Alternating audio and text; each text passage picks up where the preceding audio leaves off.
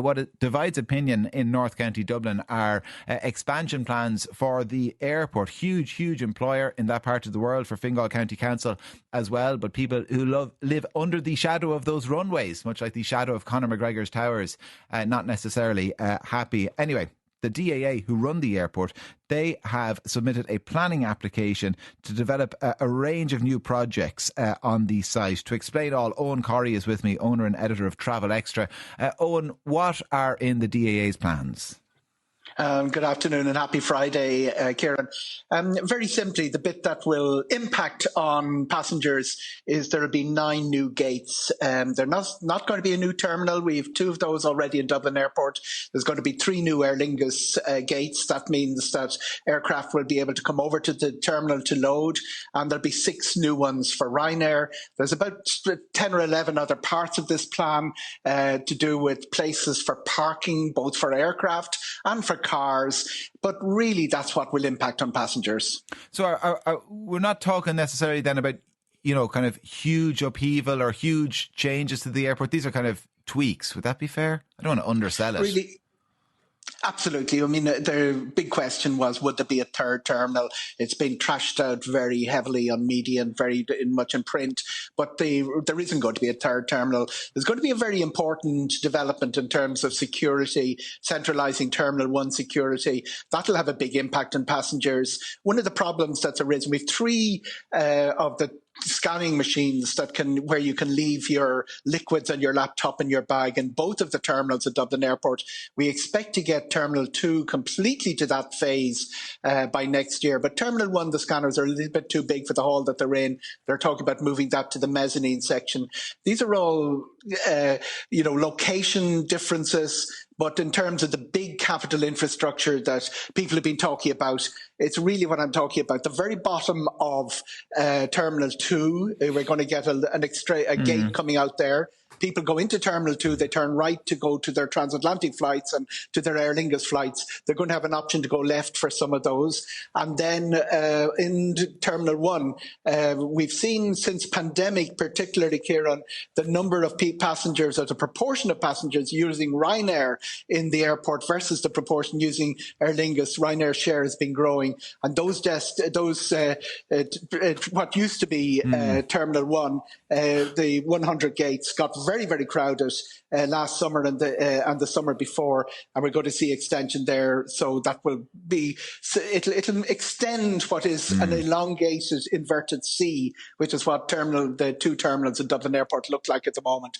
As I say, lots of extra stuff. There are about 100, just short of 100 aircraft based in Dublin Airport, which is more than double what there would have been when Terminal 2 was built in 2007. So they've got a big parking area for that at the far side of the aircraft, a change to the red car park area, and good new access infrastructure. It gets very crowded in front of Terminal 1 particularly, but they're the differences that the passengers will notice. So no Terminal 3 in these plans, but we did have reports earlier in the week about this land. So if people look down on the airport from above, the 2 runways are like an equal sign, parallel lines, and in between it is privately owned land, largely owned by the McAvadys, on the market at the moment. But like I say, reports earlier this week that they too have spoken to Fingal County planners about a third terminal on that site. What can you tell us about that? How likely might that be? Yeah, it's a separate debate. They've had this land for a while. It's a sort of people have described it as a ransom land because if Dublin Airport want to build anywhere near that, they're going to have to buy it from them.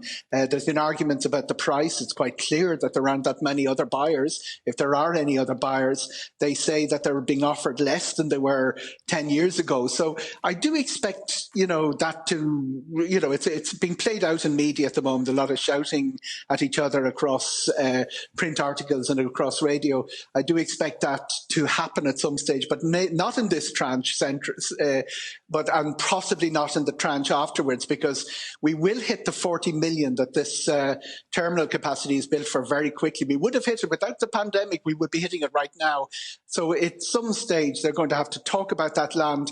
There's also, Kieran, internationally, listeners who will be very familiar with this trend The old airports were big long fingers with gates sticking in each direction that the planes loaded. People would be familiar with Terminal 2E in Paris and Terminal 5 in Heathrow, where they build a terminal, a satellite terminal in the middle of the airport. And that means you can use all four sides of the building, and you transport people out, usually by train. You're always late, by the way, when you discover you have to get a train to your gate. But that would be something that internationally has been the most recent example of an opening of a terminal like that would be in Abu Dhabi a few weeks ago, about 5 or 6 weeks ago.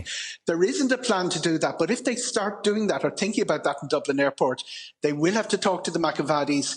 And we are really, there's an element that when we hit 40 million, we're going to have to start talking about that third terminal. Well, I tell you, I don't know what odds you'd get down in Paddy Power on there being a train or a tram around Dublin Airport before there being a train or a tram to Dublin Airport. Probably shorter and shorter odds by the day.